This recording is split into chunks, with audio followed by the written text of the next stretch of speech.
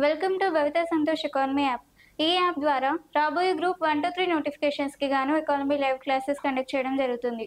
ఎవరైతే ఎకానమీలో top score సాధించాలి అనుకుంటున్నారో ఖచ్చితంగా భవిత సంతోష్ ఎకానమీ యాప్ని పర్చేస్ చేసేయండి. యాప్ ప్రైస్ వచ్చి 499 రూపీస్ అండ్ ఇందులో టెస్ట్ సిరీస్ కూడా అవైలబుల్గా ఉన్నాయి 501 రూపీస్కి. కాబట్టి ఖచ్చితంగా పర్చేస్ చేసేయండి. అలాగే భవిత సంతోష్ ఎకానమీలో డైలీ కరెంట్ అఫైర్స్ అనేవి తెలుగు మరియు ఇంగ్లీష్ మీడియంలో కూడా అవైలబుల్గా ఉన్నాయి. కాబట్టి ఖచ్చితంగా భవిత సంతోష్ ఎకానమీ ఛానల్ని సబ్స్క్రైబ్ చేయండి. అండ్ భవిత సంతోష్ ఎకానమీలో ఆంధ్రప్రదేశ్కి సంబంధించిన ఇండియన్ కోర్స్ కూడా అవైలబుల్గా ఉంది, ఓన్లీ 499 రూపీస్. అలాగే జియోగ్రఫీ టెస్ట్ సిరీస్ కూడా అవైలబుల్గా ఉన్నాయి 25 రూపీస్కి మాత్రమే. కాబట్టి ఖచ్చితంగా పర్చేస్ చేసేయండి. అండ్ ఈరోజు డైలీ కరెంట్ అఫైర్స్లో భాగంగా కొన్ని టాపిక్స్ని మనం మాట్లాడుకుందాం. దాంట్లో ఫస్ట్ టాపిక్, ఢిల్లీలో అఖిల భారత స్పీకర్ల సదస్సు. మరి ఢిల్లీలో ఈ అఖిల భారత స్పీకర్ల సదస్సు అనేది ఏ తేదీల్లో నిర్వహించబడింది అంటే ఆగస్ట్ 24, 25 తేదీల్లో ఈ అఖిల భారత సదస్సు అనేది నిర్వహించబడింది. మరి దీనిలో ఈ సదస్సులో ఎవరెవరు పాల్గొన్నారు అంటే లోక్సభ స్పీకర్ ఓం బిర్లా మరియు మాజీ స్పీకర్ మీరా కుమార్, అలాగే రాజ్యసభ డిప్యూటీ చైర్మన్ హరివంశ్ నారాయణ్ సింగ్, అలాగే విఠల్ జై పటేల్ గారు పాల్గొనడం జరిగింది. మరి ఈ సదస్సులో భాగంగా కేంద్ర హోంశాఖ మంత్రి ఎవరు అమిత్ షా గారు ఈ విఠల్ జై పటేల్ గారికి గౌరవ గాథని అంకితం చేయడం జరిగింది. మరి ఎవరు ఈ విఠల్ జై పటేల్ అనంటే ఈయన ఒక మొట్టమొదటి లెజిస్లేటివ్ అసెంబ్లీ స్పీకర్ అని చెప్పుకోవచ్చు. మరి ఈ కాన్ఫరెన్స్లో భాగంగా ప్రధానంగా 4 ఇతివృత్తాలపై ఈ కాన్ఫరెన్స్ అనేది నిర్వహించడం జరిగింది. So all India speakers conference 2025 conducted in Delhi. So this conference was held in a 24-25 dates in August month in a 2025. So in this event, Lok Sabha Speaker Om Birla and former Speaker Meera Kumar and Rajya Sabha Speaker Deputy Chairman Harivansh and Narayan Singh and Vital Jai Patel are participated in this event. And in this event or in this conference, Central Minister of or Central Home Minister Amit Shah dedicated Gaurav Gadha to Vital Jai Patel. And Vital Jai Patel is the first Central Legislative Assembly Speaker. So in this conference, totally 4 types of conference was held, or in this conference was held in a 24-25 dates in a 2025. Next, Musi నది అభివృద్ధికి 350 కోట్ల నిధులను కేటాయించారు. మరి మూసీ నది అభివృద్ధికి ఎందుకోసం కేటాయించారు అంటే మూసీ నది అభివృద్ధి కోసం మొత్తంగా 1500 కోట్లకు కేటాయించగా ఇందులో మొదటి త్రైమాసికంగా 350 కోట్లను తెలంగాణ ప్రభుత్వం ఈ మధ్యన రిలీజ్ చేయడం జరిగింది. మరి దీనికి సంబంధించిన ఉత్తర్వులను ఎవరు జారీ చేశారు అనంటే పురపాలక కార్యదర్శి ఇలంబర్తి ఉత్తర్వులు జారీ చేయడం జరిగింది. మరి 25-26 అంటే ఈ ఆర్థిక సంవత్సరంలో మొత్తంగా 1500 కోట్లను మూసీ అభివృద్ధికి కేటాయించడం జరిగింది. ఇందులో మొదటి త్రైమాసికం 350 కోట్లుగా విడుదల చేయడం జరిగింది. So 350 crores treasury for development of Musi River. So the first quarterly or the first session of 350 crores was released to development of Musi Nadi River or Musi River. So this orders was passed by Municipal Secretary Ilambarti, and in a 25-26 the total amount is spent over development of Musi River up to 1500 crores. Next, tennis hall of ఫేమ్లో Sharapova మరియు అలాగే Russia star అలాగే Bryan brothers మరి tennis hall of ఫేమ్లో వీరికి స్థానం దక్కడం జరిగింది. మరి హాల్ ఆఫ్ ఫేమ్ అంటే ఏంటి?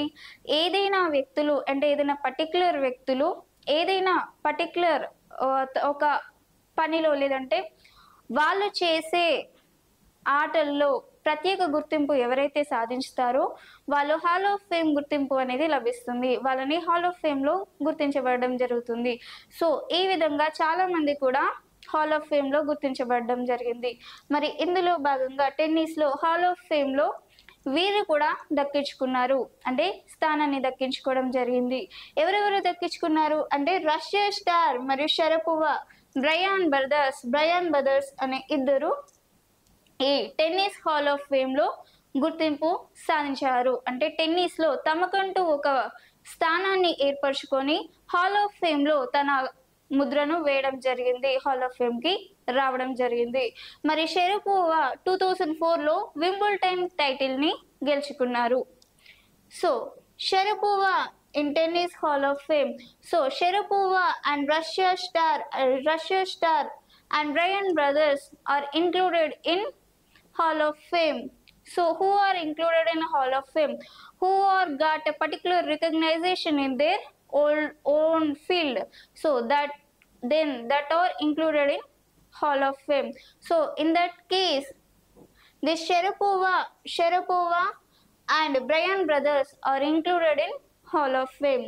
So Sharapova in 2004 got Wimbledon title. Next, Sundarban tiger reserve. మరి సుందర్బన్ టైగర్ రిజర్వ్ కి సంబంధించి మరి సుందర్బన్ టైగర్ రిజర్వ్ అనేది ఎక్కడ ఉంది అంటే వెస్ట్ బెంగాల్లో ఉంది. మరి ఈ వెస్ట్ బెంగాల్లో ఉన్న టైగర్ రిజర్వ్ ఏదైతే ఉందో వెస్ట్ బెంగాల్ ప్రభుత్వం ఈ national board of wild life కి తన ప్రపోజల్ ని పెట్టడం జరిగింది. ఎందుకోసం అంటే తన టైగర్ రిజర్వ్స్ ఏదైతే ఉందో తన స్క్వేర్ కిలోమీటర్స్ ని ఇంకా పెంచుకోవాలి అన్న ఉద్దేశంతో ఒక ప్రపోజల్ ని national board of wild life కి పెట్టడం జరిగింది. మరి ఈ మధ్య కాలంలోనే national board of wild life అనే సంస్థ ఈ వెస్ట్ బెంగాల్ ప్రభుత్వానికి ప్రపోజల్ ని యాక్సెప్ట్ చేయడం జరిగింది. మరి ఈ ప్రపోజల్ ద్వారా వెస్ట్ బెంగాల్లో ఉన్న సుందర్బన్ టైగర్ రిజర్వ్స్ ఏదైతే ఉందో అది 1044 కిలోమీటర్లతో ఉండేది. మరి ఎప్పుడైతే ఈ నేషనల్ బోర్డ్ వైల్డ్ లైఫ్ ఆమోదం పొందిందో దాని తర్వాత ఈ సుందర్బన్ టైగర్ రిజర్వ్ అనేది 3629 స్క్వేర్ కిలోమీటర్స్ కి పెరిగింది. మరి ఇంత నుంచి ఇంతవరకు అంటే దాదాపుగా డబుల్ స్క్వేర్ కిలోమీటర్స్ ని టైగర్ రిజర్వ్స్ పెంచుకోవడం జరిగింది. మరి దీని ద్వారా దేశంలో 7వ స్థానంలో ఉన్న సుందర్బన్ టైగర్ రిజర్వ్ అనేది ఈ ఆదేశాల తర్వాత ఈ అనుమతి తర్వాత దాదాపుగా దేశంలో ఉన్న టైగర్ రిజర్వ్ లో సుందర్బన్ టైగర్ రిజర్వ్ అనేది 2వ స్థానాన్ని దక్కించుకోవడం జరిగింది. ఇంతకు ముందు ఏ స్థానంలో ఉండేది 7వ స్థానంలో, ఇప్పుడు ఏ స్థానంకి వచ్చింది 2వ స్థానానికి రావడం జరిగింది. So Sundarban Tiger Reserve. So the Sundarban Tiger Reserve is there in West Bengal state. So West Bengal is proposal to National Board Wildlife because so recently National Board Wildlife approval the proposal of West Bengal. So because of this proposal and the West Bengal Tiger Reserves previously 1044 kilometers. So now after permissions required from National Board Wildlife, then it was increases up to 3629 square kilometers. Around double square kilometers are increased in the area of Sundarban Tiger Reserve. So it was in this case the Sundarban Tiger Reserves is placed second in a tiger reserves in India. In a previously Sundarban Tiger Reserves placed 7th place in India. Now Sundarban Tiger Reserve is placed second highest tiger reserves in a highest tiger reserves in India. Sundarban Tiger Reserves now it places second in a previously placed 7th, but after permissions given to West Bengal then it comes to second place. Next, Iran నౌకాదళ విన్యాసం. మరి ఈ Iran నౌకాదళ విన్యాసం అనేది దేనికోసం ఏర్పాటు చేశారు అనంటే ఈ సైనిక ప్రతిష్టతను పునరుద్ధరించుకోవడానికి, అలాగే సముద్ర శక్తిని ప్రదర్శించే ఉద్దేశంతో ఈ ఇరాన్ నౌకాదళ విన్యాసాన్ని ఏర్పాటు చేయడం జరిగింది.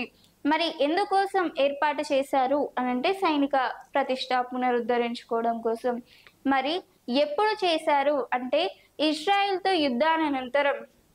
మనం రీసెంట్గా కూడా ఇరాన్కి ఇజ్రాయెల్కి మధ్య యుద్ధం గురించి చూసాం. ఇరాన్కి ఇజ్రాయెల్ మధ్య ఏ కారణంతో యుద్ధాలు జరుగుతున్నాయి అంటే ఇరాన్ అనేది ఎన్రిచ్డ్ ఆయిల్స్ లేదంటే అణు యుద్ధాలను తయారు చేస్తుందన్న ఉద్దేశంతో ఇజ్రాయెల్ అనేది ఇరాన్ పై అటాక్స్ చేస్తుంది అని చెప్పి ఈ మధ్యనే చూసాము. అలాగే ఇరాన్కి ఇజ్రాయెల్కి ఈ గొడవలు అనేది జరుగుతుండగా ఈ ఇజ్రాయెల్తో గొడవ ఎప్పుడైతే ముగిసిందో అంటే ఇజ్రాయెల్తో గొడవ అయిపోయిన తర్వాత ఒక 2 days విరామానంతరం ఈ ఇరాన్ నౌకాదళ విన్యాసాన్ని ఇరాన్ ఏర్పాటు చేసుకోవడం జరిగింది. ఇందులో యుద్ధ నౌకల ద్వారా లేదంటే యుద్ధ నౌకల నుండి క్షిపణులను ప్రయోగించడం జరుగుతుంది. మరి సముద్ర లక్ష్యాలను ఛేదించడం జరుగుతుంది. అంటే యుద్ధ నౌకలు ఏదైతే ఉన్నాయో అక్కడి నుంచి క్షిపణులను ప్రయోగించి సముద్ర లక్ష్యాలను ఛేదించే ఉద్దేశంతో ఈ ఇరాన్ నౌకాదళ విన్యాసాన్ని ఏర్పాటు చేయడం జరిగింది.